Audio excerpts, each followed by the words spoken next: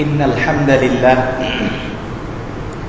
نحمده ونستعينه ونستغفره ونؤمن به ونتوكل عليه ونعوذ بالله من شرور أنفسنا ومن سيئات أعمالنا من يهده الله فلا مضل له ومن يضلله فلا هادي له وأشهد أن لا إله إلا الله وحده لا شريك له وأشهد أن محمدا عبد الله ورسول الله أرسل إلى الناس كافة بشيرا ونذيرا وداعيا إلى الله بإذنه وسراجا منيرا أما بعد فإن خير الحديث كتاب الله وخير الهدي هدي محمد صلى الله عليه وسلم وشر الأمور محدثاتها وكل محدثة بدعة وكل بدعة ضلالة وكل ضلالة في النار أعوذ بالله من الشيطان الرجيم بسم الله الرحمن الرحيم يا أيها الناس اتقوا ربكم الذي خلقكم من نفس واحدة وخلق منها زوجها وبث منهما رجالا كثيرا ونساء واتقوا الله الذي تساءلون به والأرحام إن الله كان عليكم رقيبا يا أيها الذين آمنوا اتقوا الله وقولوا قولا سديدا يصلح لكم أعمالكم ويغفر لكم ذنوبكم ومن يطع الله ورسوله فقد فاز فوزا عظيما وقال تعالى في موضع آخر يا بني آدم قد أنزلنا عليكم لباسا يواري سوآتكم وريشا ولباس التقوى ذلك خير ذلك من آيات الله لعلهم يذكرون يا بني آدم لا يفتننكم الشيطان كما أخرج أبويكم من الجنة ينزع عنهما لباسهما ليريهما سوآتهما إنه يراكم هو وقبيله من حيث لا ترونهم وقال النبي صلى الله عليه وسلم صنفان من أهل النار نساء كاسيات عاريات مميلات مائلات إلى آخر الحديث প্রশংসা গুণগান যাবতীয় সিফাত সেই মহান আল্লাহ সুবহানাহু ওয়া তাআলার জন্য যে মহান আল্লাহ সুবহানাহু ওয়া তাআলা আমাদেরকে পোশাক একটা নিয়ামত হিসেবে তিনি আমাদেরকে দান করেছেন। যখন পোশাক ছিল না আমরা তখন বিভিন্ন গাছের লতা পাতা ইত্যাদি দিয়ে মানুষ পোশাক আবিষ্কৃত হওয়ার আগে, পোশাক সুন্দর পোশাক আসার আগে মানুষ পশুর মতো জীবনযাপন করত।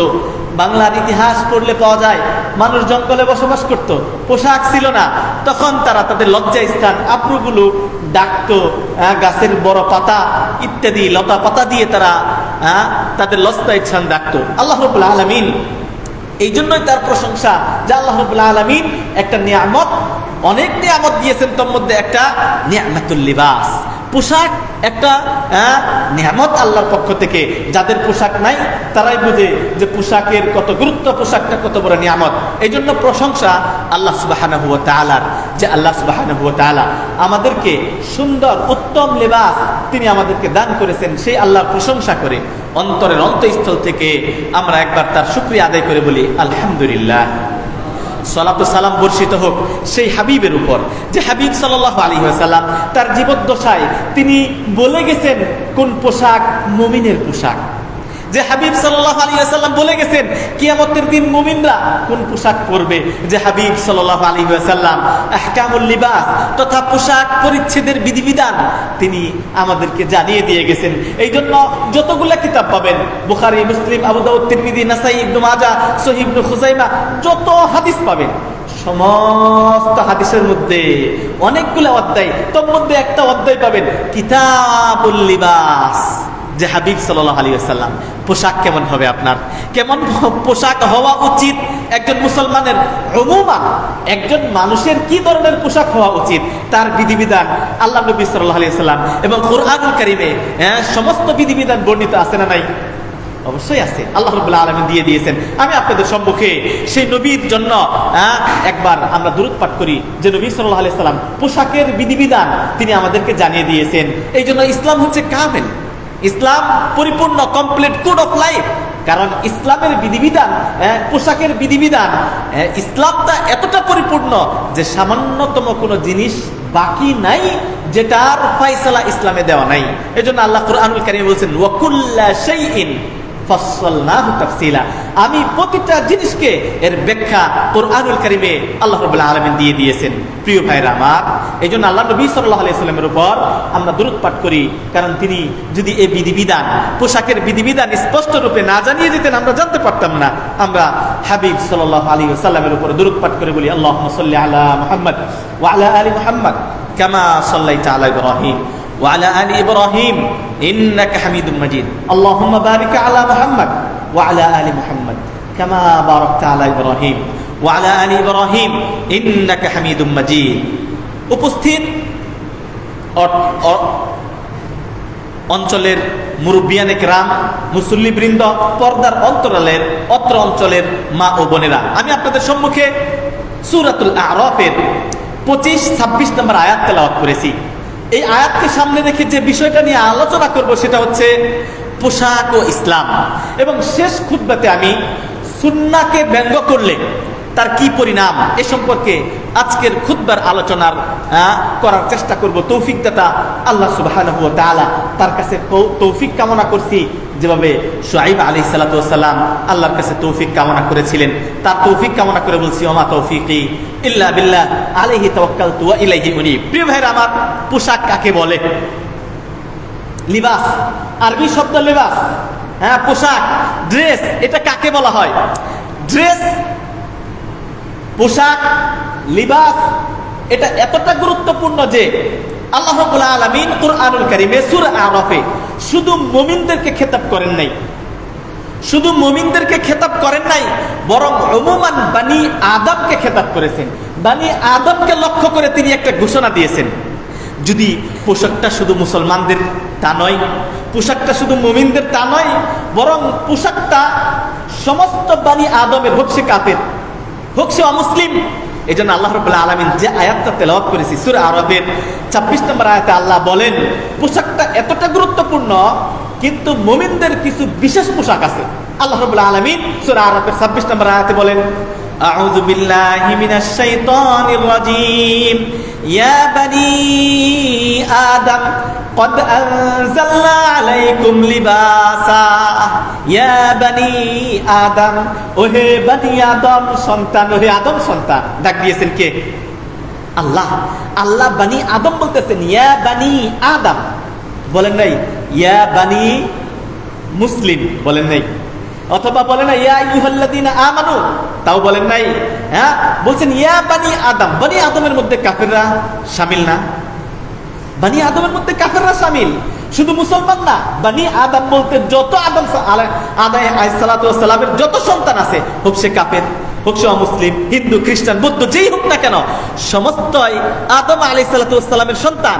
আর সমস্ত মানুষকে, সমস্ত আদম সন্তানকে খেতাব করে আল্লাহ বলছেন ইয়া বানি আদম কদ আনজালনা আলাইকুম লিবাসা, আমি তোমাদের উপর, অবশ্যই তোমাদের উপর আমি লিবাস তথা পোশাক অবতীর্ণ করেছি। সুবহানাল্লাহ।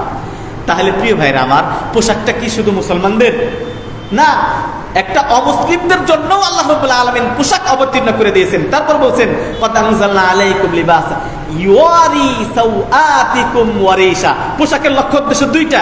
পোশাক কাকে বলে এই আয়াতের এই ব্যাখ্যা থেকে জেনে নিতে পারবেন। ইউয়ারি সাওআতিকুম ওয়ারিশা, পোশাক কি করে? আপনার দেহটাকে আবৃত করে, ঢেকে দেয়। ইউয়ারি সাওআতিকুম, সাওআ বিশেষ করে লজ্জাস্থান ঢেকে দেয়, এটার নাম পোশাক। তাহলে কোন পোশাক যদি লজ্জাস্থান আব্রু না ডাকে, তাহলে সেটা পোশাক না। কথা বোঝাতে পারি নাই। পোশাক কাকে বলে? বলছেন আমি তোমাদের উপর পোশাক অবতীর্ণ করেছি। পোশাক কি করে? ইউয়ারি সাওআতিকুম, তোমাদের লজ্জাস্থানকে ঢেকে দেয়। ইউয়ারি, ওয়ারা, ইউয়ারি মানে ঢেকে দেওয়া। ইউয়ারি সাওআতিকুম। এরপরে বলছেন ওয়ারিশান আই জিনাতান, মানে পোশাকের দুইটা উদ্দেশ্য, একটা হচ্ছে লজ্জাস্থান ঢাকা, আর একটা হচ্ছে জিনাতান, মানে আপনার সৌন্দর্য বৃদ্ধি করে। তাহলে আমরা পোশাক কাকে বলে, আমরা আয়াত থেকে, আল্লাহর এই আয়াত থেকে, সূরা আরাফের 26 নম্বর আয়াত থেকে বুঝতে পারলাম পোশাক ওই জিনিসটা হয়তো সৌন্দর্য বৃদ্ধি করবে, আর একটা উদ্দেশ্য কি? লজ্জাস্থান আবৃত করবে, ডেকে দিবে। এইটা হচ্ছে পোশাক। আল্লাহ রাব্বুল আলামিন এই পোশাক অবতীর্ণ করার পর তিনি বলছেন ওয়া লিবাসুত তাকওয়া। অনেক পোশাক আছে, তবে জেনে রেখো লিবাসুত তাকওয়া, তাকওয়ার পোশাক। এখানে তাকওয়ার পোশাক দ্বারা কি বোঝায়? এটা যতগুলা ইবনে কাসির দেখেন, যতগুলা কওল আছে, ইবনে আব্বাস রাদিয়াল্লাহু তাআলা আনহু, জাবির বিন আব্দুল্লাহ রাদিয়াল্লাহু তাআলা আনহু, ইবনে ওমর রাদিয়াল্লাহু তাআলা আনহু, একজন একটা। কেউ বলছেন লিবাসুত তাকওয়া মানে হচ্ছে ইসলামী পোশাক, কেউ বলছেন লিবাসুত তাকওয়া মানে আল আমালুস সালেহ, কেউ বলছেন লিবাসুত তাকওয়া মানে আল ঈমান, মানে লিবাসুত তাকওয়া মানে লিবাসুল ঈমান। কেউ যদি ইসলামের ছায়াতলে দাখিল হয়, এটা হচ্ছে যালিকা খায়র, এটা কল্যাণময়। তাকওয়ার পোশাক, ঈমানের পোশাক, বা আমালুস সালেহ এর পোশাক, সৎ আমলের পোশাক, যালিকা খায়র, এটাই কল্যাণকর আল্লাহর নিকট। যালিকা মিন আয়াতিল্লাহ, পোশাক আল্লাহর একটা আয়াত, আল্লাহর একটা নিদর্শন। একটু চিন্তা করেন আল্লাহর আয়াত পোশাকটা কিভাবে। কতগুলো মানুষ আমরা এখানে উপস্থিত হয়েছি মসজিদে, তাই না? এতগুলো মানুষ যদি উলঙ্গ থাকে, তাহলে কি তাকে ভালো দেখা যাবে? কখনোই না। এই জন্য পোশাকের একটা কারণ হচ্ছে লজ্জাস্থান হেফাজত, দ্বিতীয় জিনা, আপনার সৌন্দর্য বৃদ্ধি করে। হ্যাঁ, আপনি মাথা ঢাকেন, সুন্দর টুপি পরেন, দেখতে ভালো লাগে, সুন্দর লাগে, কিন্তু আপনার এই বডিটাই একটু উলঙ্গ হন, দেখেন আপনাকে ভালো লাগবে না। আপনার দেখে মানুষ চক্ষু নিচু করবে। এই পোশাকটা শুধু মুসলমানদের না, অমুসলিমদেরও।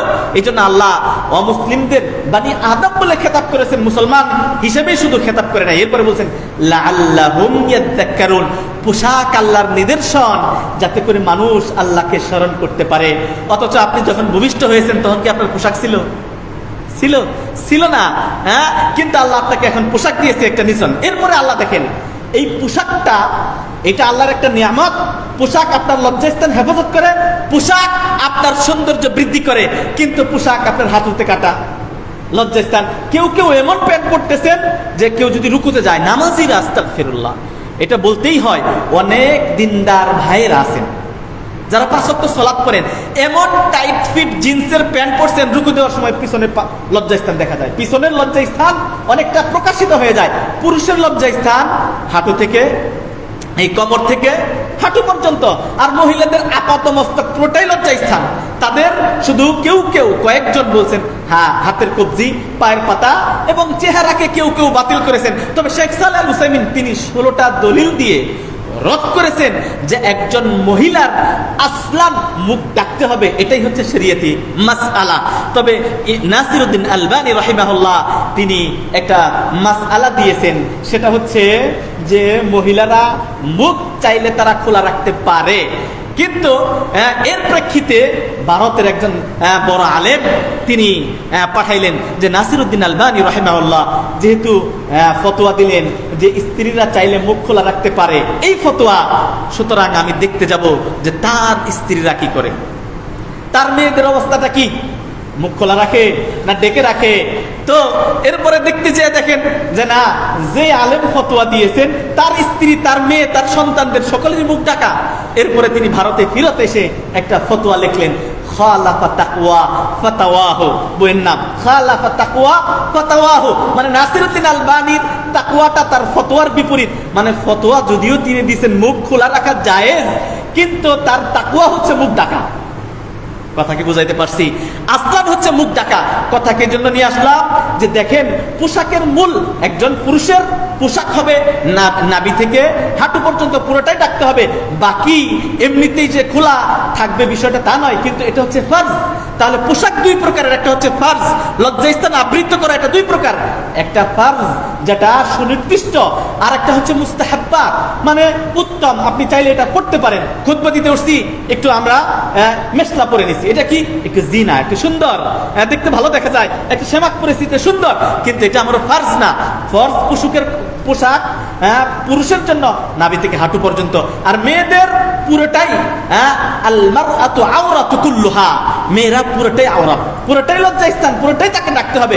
এবং কি মেয়েদের কণ্ঠটাও লজ্জার অন্তর্ভুক্ত, জানেন আপনারা? মেয়েদের কণ্ঠটাও লজ্জার অন্তর্ভুক্ত। আল্লাহ রাব্বুল আলামিন 22 পারা প্রথম পৃষ্ঠায় সূরা আহজাবে আল্লাহ রাব্বুল আলামিন স্পষ্ট করে বলছেন, ওয়াকরনা ফি বুয়ুতিকুন্না ওয়ালা তাবাররাজনা তাবাররুজাল জাহিলিয়াতিল উলা, জাহিলি যুগের অজ্ঞতার মতো তারা যেন খোলামেলা বাড়ির বাহিরে না বের হয়। এবং বলছেন যদি পরপুরুষের সাথে কথা বলতে হয়, ইয়া নিসা আন-নবী লাস্তুন্না কাআহাদিন মিনান নিসাই ইন ইত্তাকাইতুন্না ফালা তাখদা'না বিল কওল। আল্লাহ কি বলছেন? লা তাখদা'না বিল কওল, অর্থাৎ কথার মাধ্যমে তুমি নম্র কথা বলো না। মানে আপনার স্ত্রী মা বোনদের জায়েজ আছে, জরুরি প্রয়োজনে কারোর সাথে কথা বলতে হবে, কথা বলা জরুরি প্রয়োজনে জায়েজ। তার মানে এটা না আপনার স্ত্রী আপনার বন্ধুর সাথে গল্প করবে, এটা কি ইসলাম বলে? কখনো না। কিন্তু জরুরি প্রয়োজন, মাহরাম নাই, জরুরি প্রয়োজনে ডাক্তারের সাথে কথা বলতেই হচ্ছে। আল্লাহ তারও আদব শিক্ষা দিতেছে, বলছেন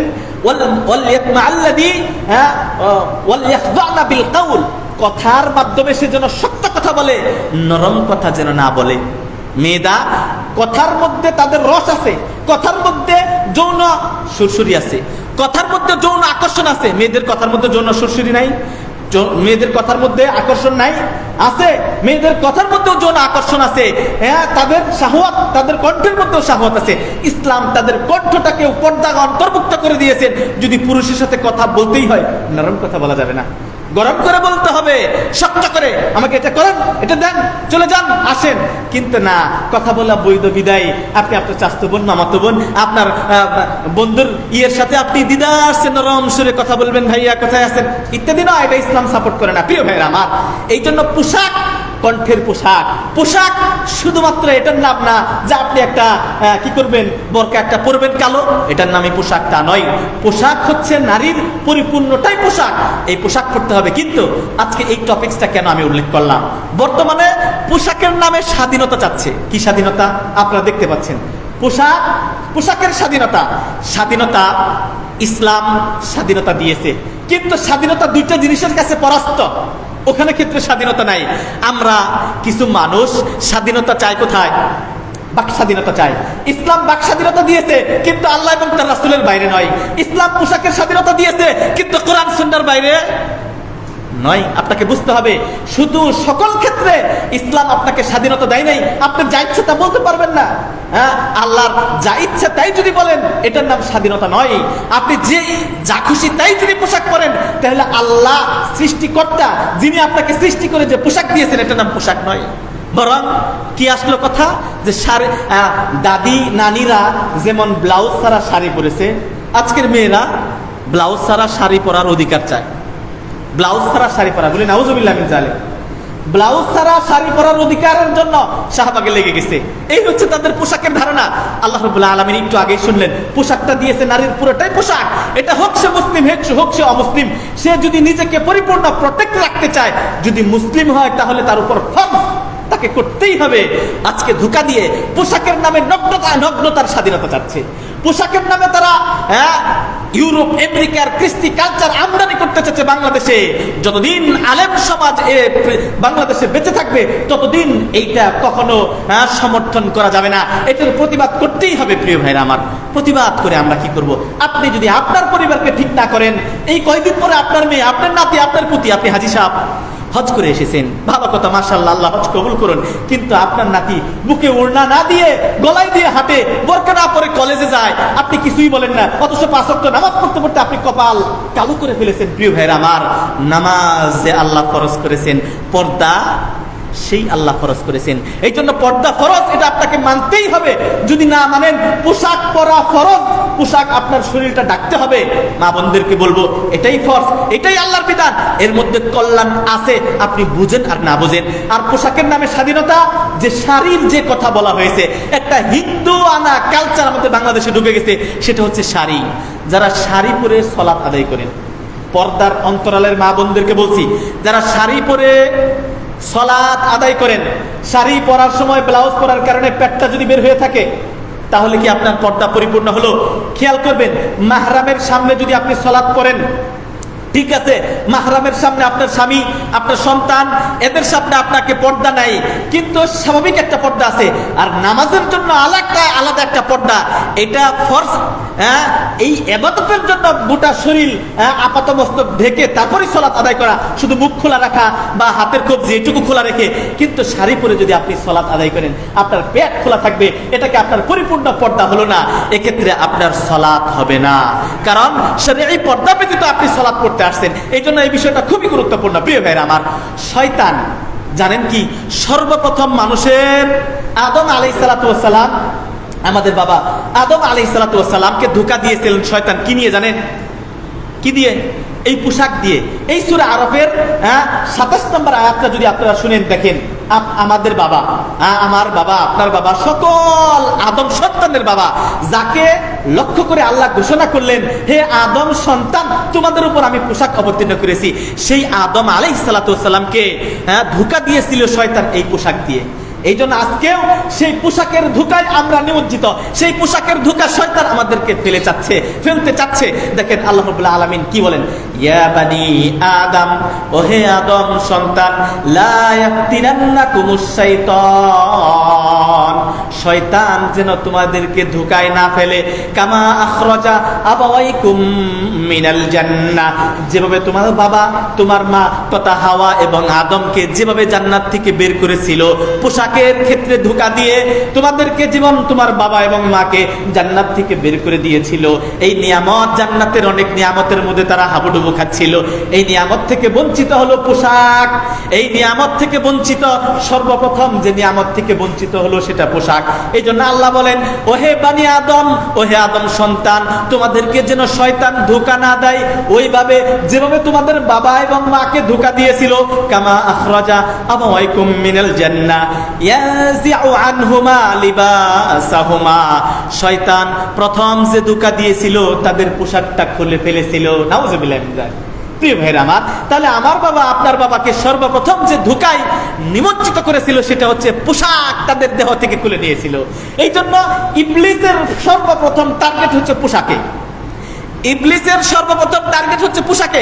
আপনারা দিয়ে এমন একটা পাপ করাবে, পোশাক খুলে ফেলাবে। দেখেন, তাই দেখেন 71 সালের যুদ্ধের পর আপনি দেখেন কিছু দুর্লভ ছবি নেটে সার্চ দিলে পাবেন যে হিন্দুরাও, মুসলমান শুধু না, হিন্দুরাও মাথা মোটা ডাইকা চলতো, হিন্দুরাও পেট খুলে চলতো না, যদিও তাদের ধর্মে পর্দা ফরজ নাই, কিন্তু এরপরেও, কারণ আল্লাহ পর্দা ফরজ করেছেন।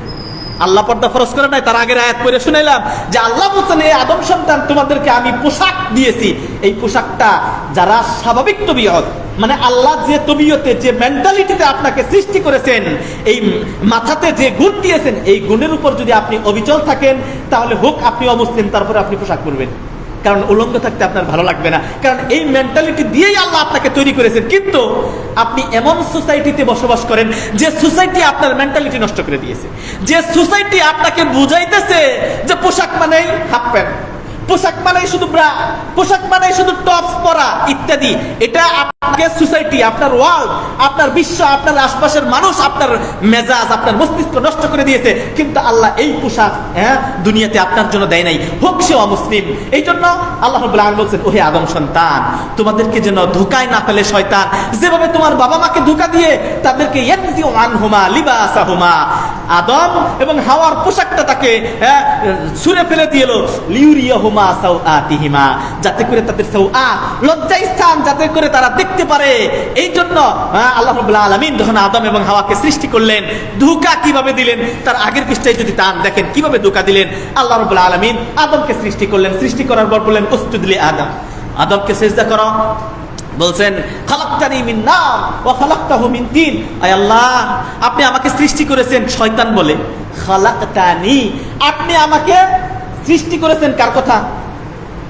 শয়তানের কথা। শয়তান আল্লাহকে খালেক হিসাবে মেনে নিল না? মেনে নিল। শয়তান বলতেছে খালাকতানি, খালাকতানি, আপনি আমাকে সৃষ্টি করেছেন। তাহলে সৃষ্টিকর্তা কে? সৃষ্টিকর্তা কে? আল্লাহ সুবহানাহু ওয়া তাআলা। তাহলে শয়তানও তো বলতেছে সৃষ্টিকর্তা আল্লাহ, বলতেছেন না খালাকতানি, আল্লাহ আপনি আমাকে সৃষ্টি করেছেন। তাহলে শয়তানও তো স্বীকৃতি দেয় যে আপনি আমার সৃষ্টিকর্তা, আপনিও স্বীকৃতি দেন আল্লাহ আমার সৃষ্টিকর্তা। শয়তান আর আমার মাঝে পার্থক্য কি? খলাকতানি মিন নার, আপনি আমাকে আগুন দিয়ে বানাইছেন, ও খলাকতাহু মিন তিন, আর যাকে সিজদা করতে বলতেছেন তাকে বানাইছেন তিন, মাটি দিয়ে। আমি কিভাবে আমি সিজদা করব তাকে? আগুনের গতি উপরের দিকে ওঠা, মাটির গতি নিচের দিকে যাওয়া। সুতরাং যে উপরের দিকে হয় সে নিচের দিকে কিভাবে কি করে সিজদা করে? এটা অসম্ভব। তার ভিতরে অহংকার ঢুকে গেল, ইস্তাকবারা ওয়া কানা মিনাল কাফিরিন, কাফের হয়ে গেল। এবার কাফের হয়ে গেল না? তার তো প্রায়শ্চিত্ত সে পেয়ে গেল, প্রতিদান পেয়ে গেল। এবার আল্লাহর সাথে চ্যালেঞ্জ করলো অনেকগুলো বিষয়। সে বলতেছেন ফাবিমা আগওয়াইতানি লা আকুদান্না লাকুম সিরাতাকাল মুস্তাকিম, আয় আল্লাহ আপনি আমাকে যেভাবে পথভ্রষ্ট করলেন, আপনার সকল উম্মতের সিরাতে মুস্তাকিমের পথে আমি বসে থাকব। সিরাতে মুস্তাকিমের পথে বসে থেকে সমস্ত উম্মতকে আমি পথভ্রষ্ট করেই ছাড়বো। এটা চ্যালেঞ্জ।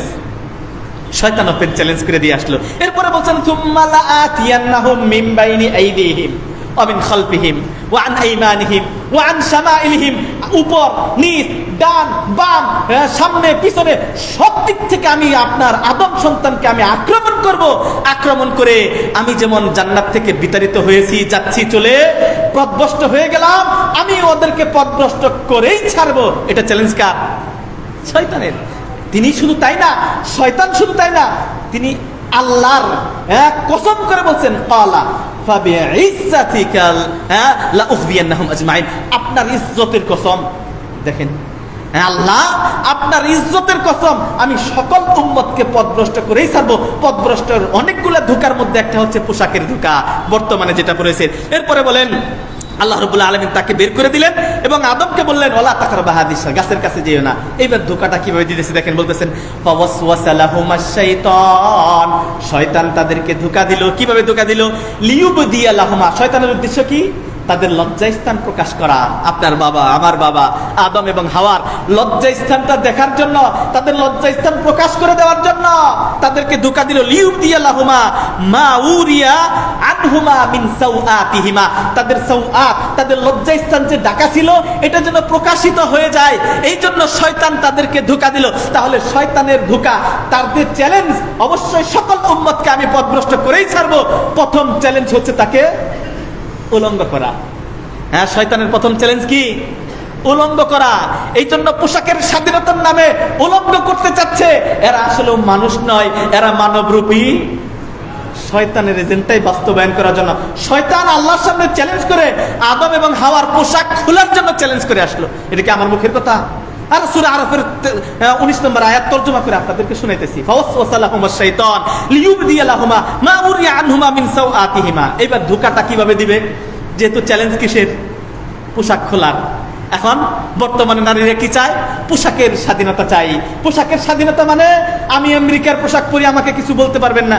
আরে বাবা, এটা বাংলাদেশ, এটা আমেরিকা নয় যে তুমি টপস পরে রাস্তা দিয়ে ঘুরবে। এটা বাংলাদেশ, 90% মুসলমান এখানে বসবাস করে।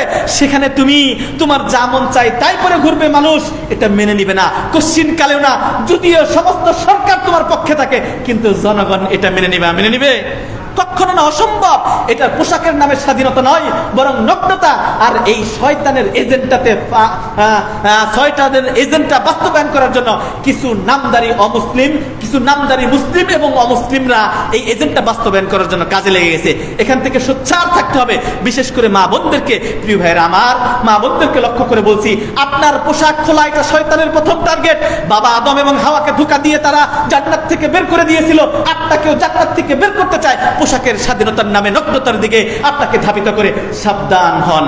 বিভিন্ন চ্যানেল যারা নগ্নতার দিকে ধাবিত করে, এখান থেকে আজও যদি আপনি সাবধান না হন, আপনার পরবর্তী জেনারেশন আপনি আর জান্নাতে ধরে রাখতে পারবেন না। আপনার বাবা ছিল জান্নাতে, আপনার মা ছিল জান্নাতে, এই ওয়ারিস, জান্নাতের ওয়ারিসদার হচ্ছে আমরা মুসলমানেরা। যেহেতু আমাদের বাবা ছিল জান্নাতে, আমরা কোথায় যাব? জান্নাতে। শয়তান আমার সাথে চ্যালেঞ্জ করে নিল, পোশাক খুলে নগ্ন করে আমাকে পথভ্রষ্ট করবে। দেখেন এরপরে বলছেন, জানো অকালা মা নাহাকুমা আনহুমা রাব্বুকুমা আন হাযিহি শাজারাতি ইল্লা আন তাকুনা মালাকাইন আও তাকুনা মিনাল খালিদিন। আও তাকুনা মিনাল খালিদিন। দুইটা ধোঁকা দিল। ধোঁকা, একটা লোক বলতেছে আদম এবং হাওয়াকে, আপনারা কি জানেন কেন আল্লাহ রাব্বুল আলামিন আপনাকে জান্নাতে যেখানে মন চায় সেখানে বিচরণ করেন? কোনো সমস্যা নাই, কিন্তু এই গাছের কাছে যাইতে না কেন করলেন? প্রশ্ন করতেছেন। অকালা মা নাহাকুমা রাব্বুকুমা আন হাযিহি শাজারা। এই গাছের কাছে আপনাদের রব যাইতে কেন নিষেধ করেছেন জানেন?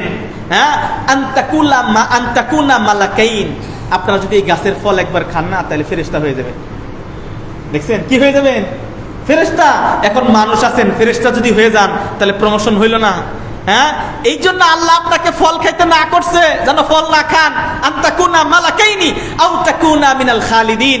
অথবা চিরস্থায়ী জান্নাতে থাকবেন, জান্নাত থেকে আর বের হওয়া যাবে না, যেন বের না হতে পারেন। এই জন্য ফল খেতে না করছে, কারণ যদি একবার ফল খেয়ে পেলেন আর জান্নাত থেকে বের হওয়া, আল্লাহ আপনাকে আর বের করতে পারবে না। এই দুইটা ধোঁকা, একটা হয়তো ফেরেশতা হয়ে যাবেন জান্নাতের ফল খাইলে, আর না হয় চিরস্থায়ী জান্নাত। এখন আদম আলাইহিস সালাতু ওয়াস সালাম আমাদের বাবা দেখলেন এত সুন্দর ভোগ বিলাস, জান্নাতের এত নিয়ামত ইত্যাদি, এই নিয়ামত চলে যাবে। এই তো আমার খায়ের খা। শুধু তাই না, কথা বিশ্বাস করে না। বিশ্বাস না করার কারণে ওয়াকাসামাহুমা ইন্নী লাকুমা লামিনান নাসিহিন, কসম করতেছে, কাসামা লাহুমা। শয়তান আল্লাহর কসম করে বলছে, ইন্নী লাকুমা লামিনান নাসিহিন, আমি আপনাদের দুইজনের কল্যাণকামী, খায়ের খা, আপনাদের কল্যাণ চাই, আপনাদের ভালো চাই, এই জন্য বলি ফলটা খান। আপনাদের কল্যাণ চাই, জান্নাতে সবসময় থাকেন, আমি আসি না? ফলটা খান, সবসময় জান্নাতে থেকে যাবেন। ধোঁকা দিল, বললেন কথা তো ঠিকই, যখন কসম করে ফেললো। এই জন্য মিথ্যা কসম করে ধোঁকা দেয় তারা কি রূপী মানুষ? শয়তান রূপী মানুষ। বহু মানুষ আছে মিথ্যা কসম করে ধোঁকা দেয়।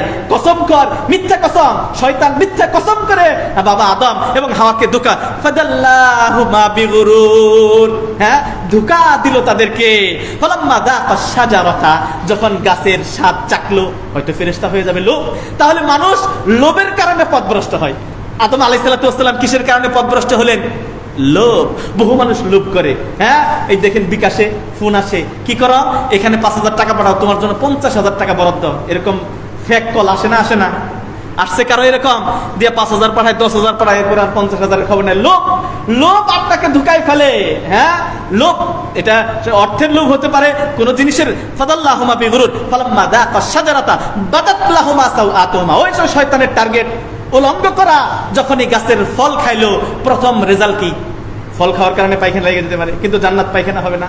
তাদের পরিণামটা কি? বলতেছেন বাদাত লাহুমা সাওআতুহুমা, যখনই ফল খাইলো, খাওয়ার সাথে সাথে যে রিঅ্যাকশনটা হলো, লজ্জা স্থান খুলে গেল।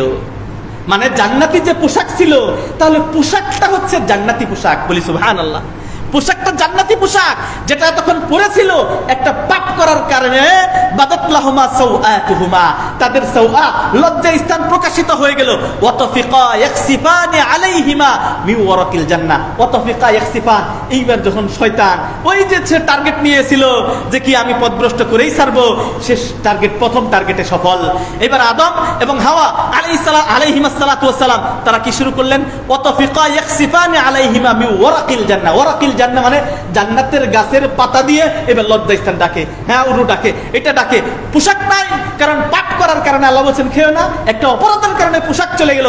আজকে যারা অপরাধ করতেছে, যে যতটা অপরাধ করবে সে ততটা লগ্ন হবে। এই জন্য আজকের বিষয় পোশাকের স্বাধীনতা। প্রিয় ভাইরা আমার, যত আলোচনা কোরআন থেকে বললাম, এই ওয়ানাদাহুমা রব্বুহুমা আলাম আনহাকুমা আন তিলকুমা শাজারা ওয়া আকুল লাকুমা ইন্না শাইতানা লাকুম আদুব্বুম মুবিন। আমি কি তোমাদেরকে নিষেধ করেছিলাম না এই গাছের ফল খেও না? হ্যাঁ, এবং বলেছিলাম না ইন্না শাইতানা লাকুম আদুব্বুম মুবিন, শয়তান তোমাদের সুস্পষ্ট শত্রু। প্রিয় ভাই আমার, শয়তান তখন শত্রু ছিল, এখন কি বন্ধু হয়ে গেছে? বন্ধু হয়ে গেছে শয়তান? কখনো না। আমার বাবার শত্রু আদম আলাইহিসসালাতু ওয়াস সালাম, হাওয়া আলাইহিসসালাতু ওয়াস সালামের শত্রু ছিল, এখনো শয়তান শত্রুই আছে। শয়তান তখন যে ধোঁকা দিয়ে বাবা আদম এবং হাওয়াকে তারা পথভ্রষ্ট করেছে, পোশাক জান্নাতি পোশাক খুলে ফেলেছে, আজও বর্তমানে কিছু মানবরূপী শয়তান আছে যারা পোশাকের স্বাধীনতার নামে নগ্নতাকে আহ্বান করে ডাকে, মুসলিম মা বোনদেরকে বেপরদার দিকে আহ্বান করে ডাকে। প্রিয় ভাইরা আমার, এটা শয়তানের চক্রান্ত। এখান থেকে আপনি আমি যদি বেঁচে না থাকি, তাহলে আমাদেরকেও সেই জান্নাতি নাম যদি খাতায় লেখা থাকে, সেখান থেকে আমাদেরকে তারা জাহান্নামের দিকে ধাবিত করার চেষ্টা করবে। আমাদেরকে পোশাক সম্পর্কে স্বচ্ছ হতে হবে যে ইসলামী পোশাক কি। তাহলে আমরা পোশাক সম্পর্কে কোরআন থেকে সূরা আরাফের বিভিন্ন জায়গা থেকে আমরা কিছু আলোচনা শুনলাম। অমুমান ভাবে পোশাকের বিধান হচ্ছে দুই প্রকারের। এক ধরনের পোশাক হচ্ছে ফার্জ, কিছু পোশাক পরা নিষিদ্ধ। নাম্বার 1, পুরুষের জন্য কিছু পোশাক নিষিদ্ধ। একটা হচ্ছে লিবাস আল হারির। লিবাস আল হারির রেশমি পোশাক, কোন পুরুষ রেশমি পোশাক পরতে পারবে না। আল্লাহ নবী সাল্লাল্লাহু আলাইহি ওয়াসাল্লাম রেশমি পোশাক হাতে নিয়ে তিনি বললেন যে হিল্লুন লিদুকুরি উম্মতি, আমার উম্মতের মহিলাদের জন্য হালাল, কিন্তু আমার হারামুন লিদুকুরি উম্মতি, আমার উম্মতের পুরুষের জন্য হারাম, মহিলার জন্য হালাল। একটা হচ্ছে স্বর্ণ এবং স্বর্ণ, এটা মহিলারা পড়তে পারবে কিন্তু কোন পুরুষ পড়তে পারবে না। স্বর্ণ একটা জিনা, এটাও এক রকমের পোশাক, এটা পড়তে পারবে না। হারির রেশমি কাপড় অনেকেই পরে থাকেন, রেশমি কাপড়ের কোনো কিছু পুরুষ পড়তে পারবে না, এটা পুরুষের জন্য হারাম।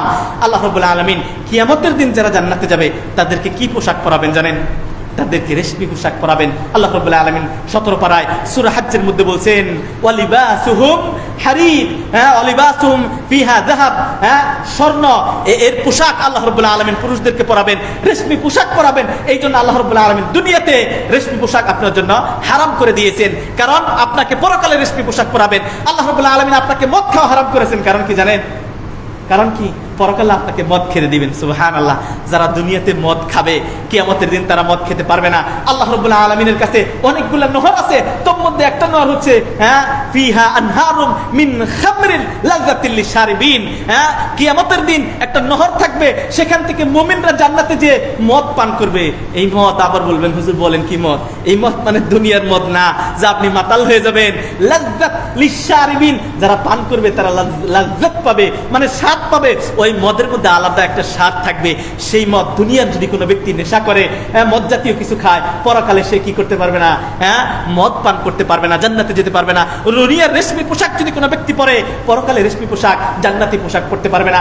দুনিয়াতে কোনো পুরুষ যদি কিসে স্বর্ণের আংটি পরে, বিয়ে করতে যায় স্বর্ণের আংটি দেয়, এও পরকালে স্বর্ণের পোশাক পরতে পারবে না। পুরুষ টাকটুর নিচে কাপড় পরা হারাম, এটা পুরুষরা করে থাকে। উল্টা জানেন, সমাজটা চলছে পুরোটাই উল্টা, শুধু উল্টা।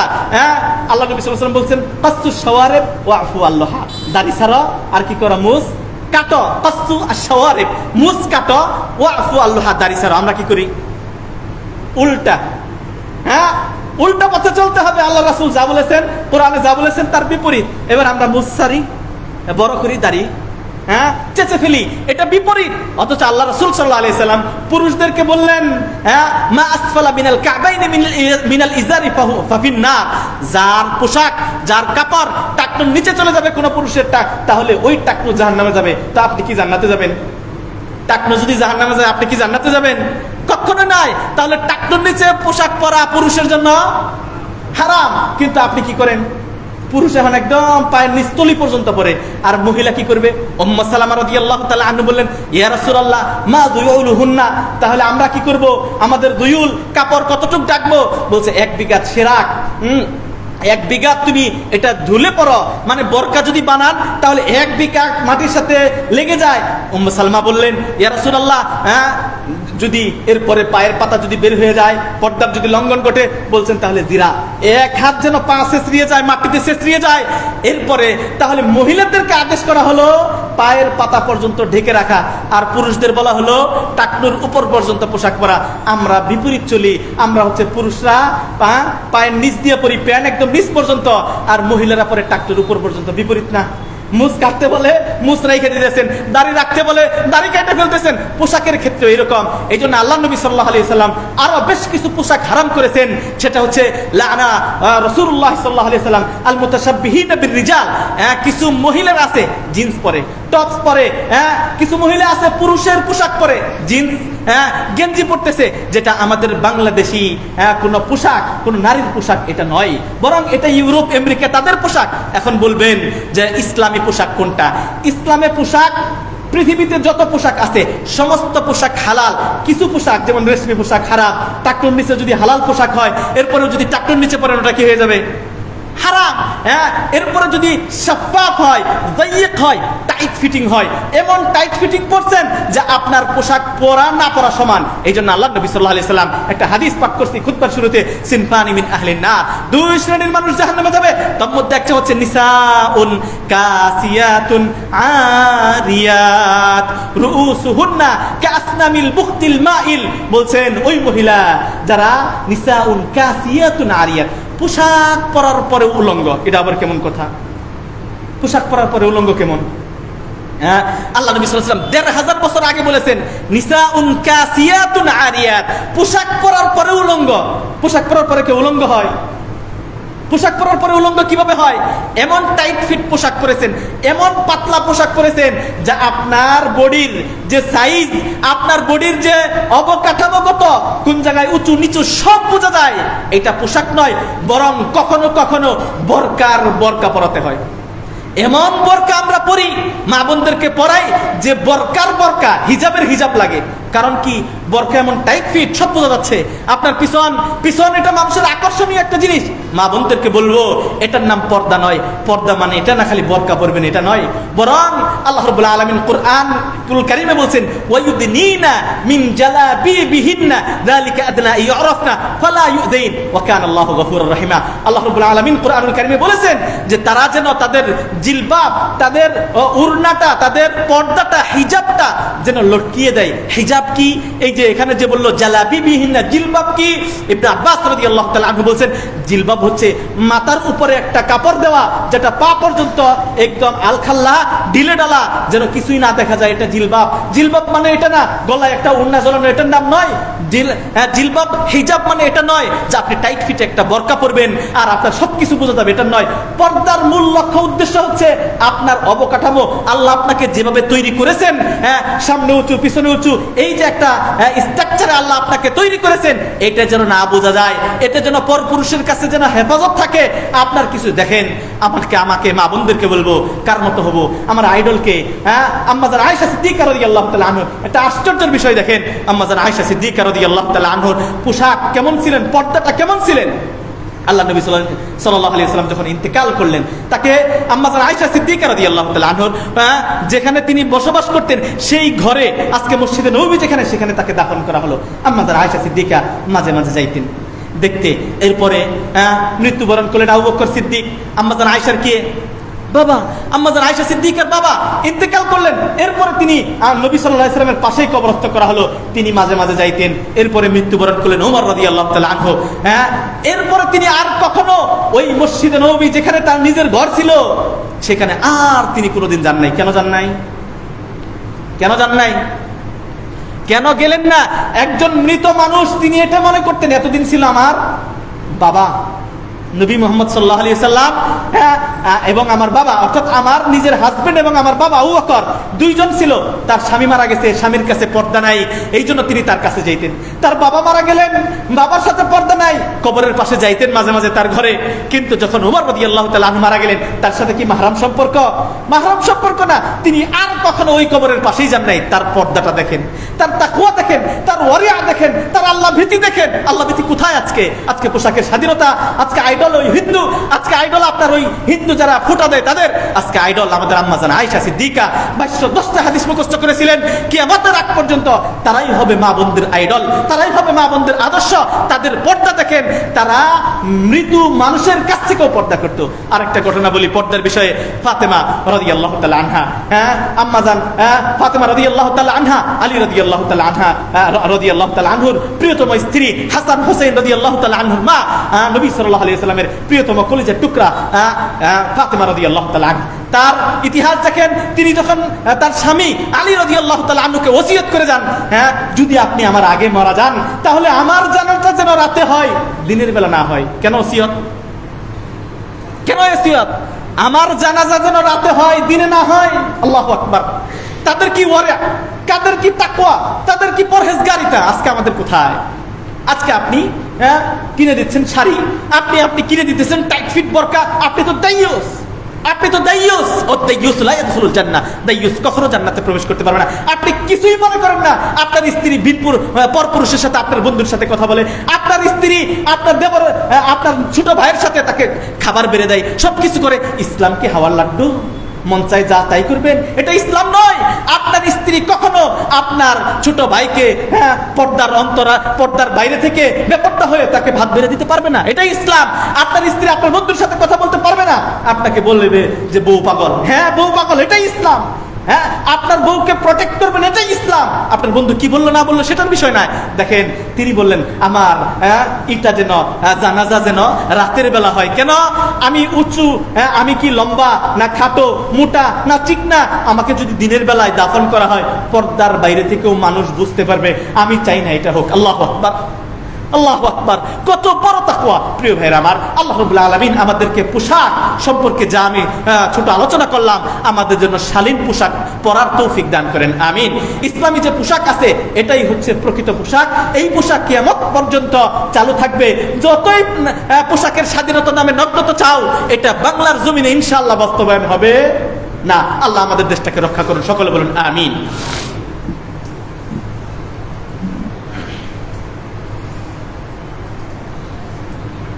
আলহামদুলিল্লাহ, আলহামদুলিল্লাহি ওয়া কাফা ওয়া সালামুন আলা ইবাদিহিল্লাযীনা ইসতাফা, আম্মা বা'দ। আউযু বিল্লাহি মিনাশ শাইতানির রাজীম।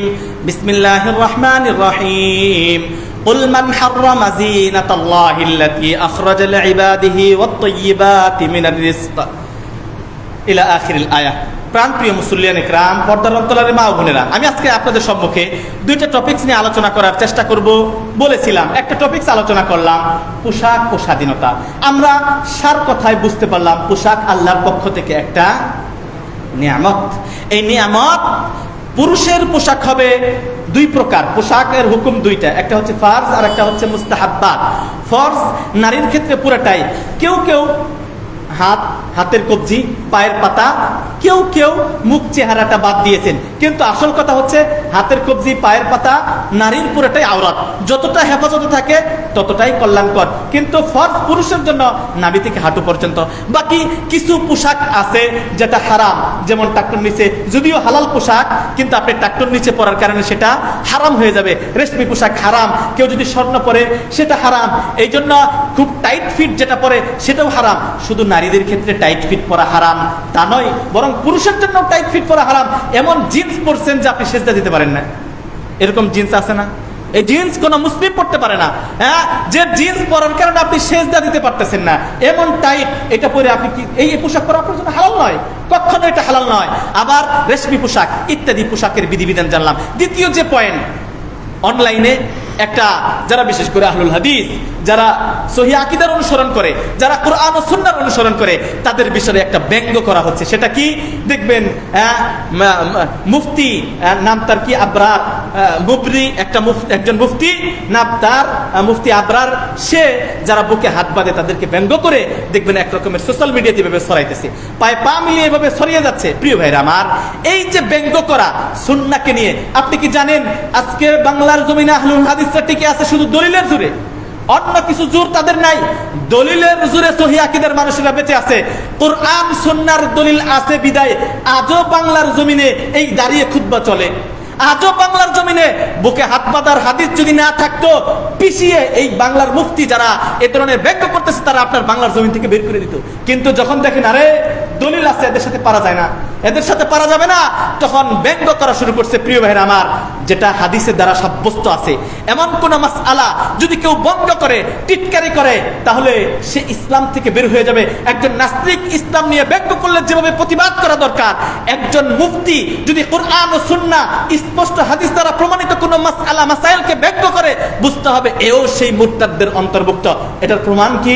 আল্লাহ রাব্বুল আলামিন কুরআনুল কারীমে বলছেন, যালিকা বিআন্নাহুম কারিহু মা আনজালাল্লাহ ফাআহবাতা আমালুহুম, যে আল্লাহ রাব্বুল আলামিন যা অবতীর্ণ করেছেন এই বিধানকে তারা অপছন্দ করত, বিদায় তাদের পূর্বের সমস্ত আমল বাতিল। প্রিয় ভাইরা আমার, যদি মানিস্তাহজাহা বিশাইইন মিন দীনিল্লাহি আও থাওয়াবিহি আও ইকাবিহি কাফারা, আল্লাহ রাব্বুল আলামিন নবী সাল্লাল্লাহু আলাইহি ওয়াসাল্লামের স্পষ্ট কুরআনুল কারীমে নবী সাল্লাল্লাহু আলাইহি ওয়াসাল্লামের একদল সাহাবী তারা তাবুক যুদ্ধের প্রান্তরে যেতে যাচ্ছিল, পরস্পর যাওয়ার সময় তারা নবী সাল্লাল্লাহু আলাইহি ওয়াসাল্লামকে ব্যঙ্গ করে, সাহাবীদেরকে ব্যঙ্গ করে একটা কথা বলল যে তাদের বুতুনহুম কাবীর, অর্থাৎ পেট বড়, বসে বসে খায়। এই কথা আল্লাহ নবী সাল্লাল্লাহু আলাইহি ওয়াসাল্লামের কাছে এসে বললেন।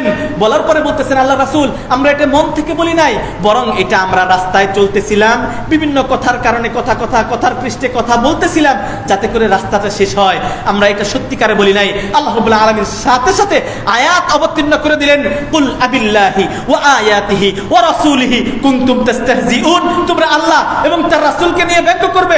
আল্লাহ রাসূল সাল্লাল্লাহু আলাইহি ওয়াসাল্লাম রফুল ইয়াদাইন করেছেন।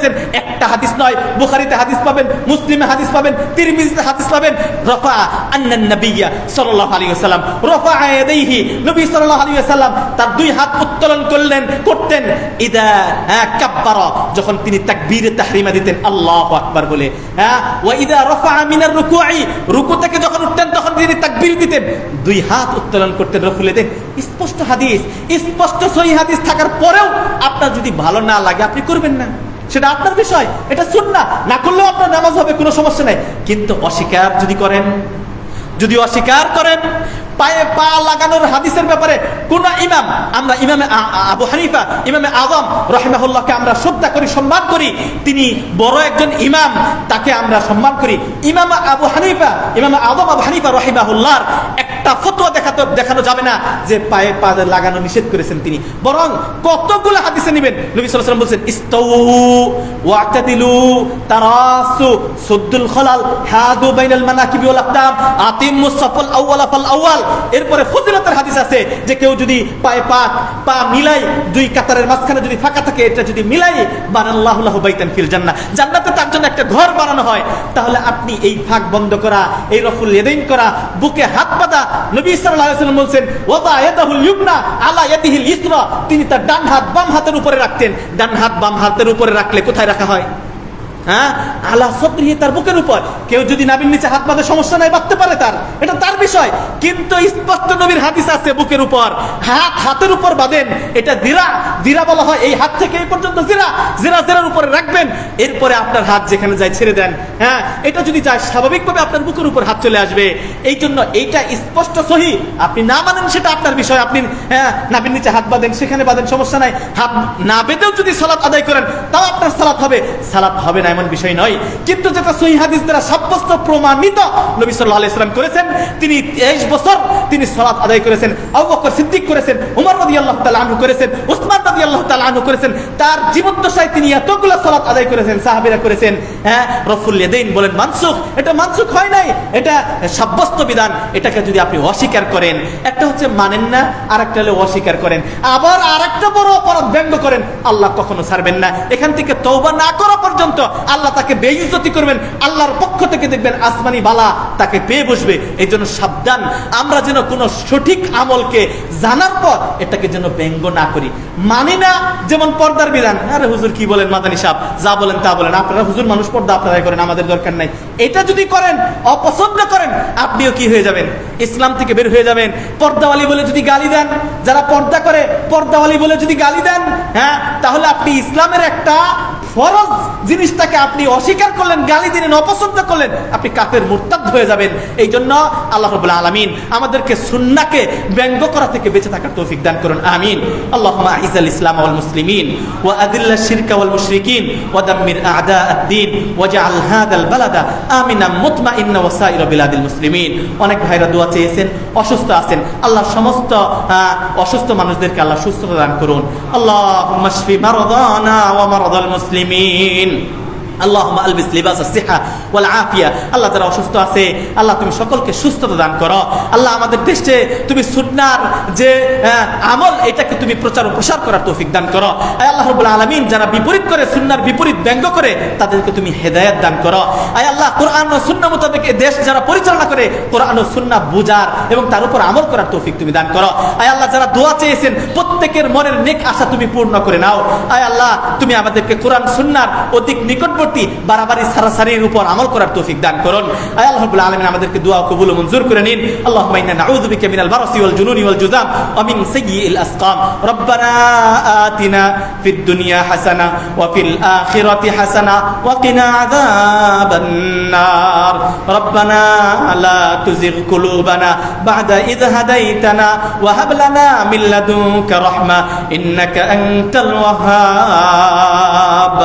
রব্বিরহামহুমা كما ربياني صغيرا رب ارحمهما كما ربيانا صغيرا اللهم أرنا الحق حقا وارزقنا اتباعه وأرنا الباطل باطلا وارزقنا اجتنابه رب ارحمهما كما ربياني صغيرا ربنا اغفر لي ولوالدي وللمؤمنين يوم يقوم الحساب ربنا تقبل منا إنك أنت السميع العليم وتب علينا إنك أنت التواب الرحيم سبحان ربك رب العزة عما يصفون وسلام على المرسلين والحمد لله رب العالمين قوموا للصلاة